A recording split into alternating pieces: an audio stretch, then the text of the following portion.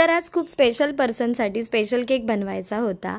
हो, हे माझे होणारे अहो आणि ह्यांचा आहे वाढदिवस. तर म्हटलं की ठीक आहे, चला केक बनवूया. तर इथे मी त्यांना कधी जास्त ट्राय करायला न दिलेला फ्लेवर म्हणजे ब्लूबेरी. तर म्हटलं की ब्लूबेरी फ्लेवर करूया आणि अशी स्पेसिफिक डिझाईन नव्हती. याआधी त्याच्या वाढदिवसासाठी मी कॅमेराचा केक बनवला होता, कारण त्याला फोटोशूटची खूप आवड आहे. प्लस मी एकदा त्यांचे जे प्रोडक्ट आहे कोकम, त्याचा पण लास्ट इयरला केक बनवला होता. बट ह्या वेळेला विचार केला की विंटेज केक बनवूया, कारण मला अशी जास्त काही डिझाईन सुचत नव्हती ॲक्च्युली. तर म्हटलं की मला ट्राय करायची आहे विंटेज, तीसुद्धा आयव्हरी रेड कलरमध्ये. म्हटलं चला तोच बनवूया.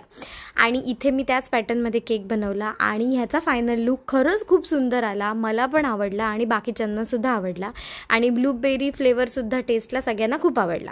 तर इथे मी रिबनची पटापट गाठ बांधून तो बो टाईप बनवून घेतलं. ह्याला स्पेसिफिक काय बोलतात वर्ड मला नाही माहीत, तुम्हाला माहीत असेल तर मला नक्की कळवा. पण मी इथे पटापट ते बनवून घेतलं, कारण माझ्याकडे वेळ कमी होता, मला लवकर जायचं होतं. त्यामुळे मी फास्टमध्ये केक बनवला आणि व्हिडिओ तर बनवायचा होता भाई, बाकीच्या सगळ्यांचे बनवते आणि ह्याचा नाही बनवला तर कसं चालेल. सो मी व्हिडिओसुद्धा पटापट साईड बाय साईड बनवला आणि हा केक खूप छान वाटला. त्याला मी थोडंसं रेड हार्ट म्हणजे हे दोन कलरचं कॉम्बिनेशन खूप सुंदर वाटलं, आयव्हरी आणि रेड. सो तुम्हीसुद्धा नक्की ट्राय करा.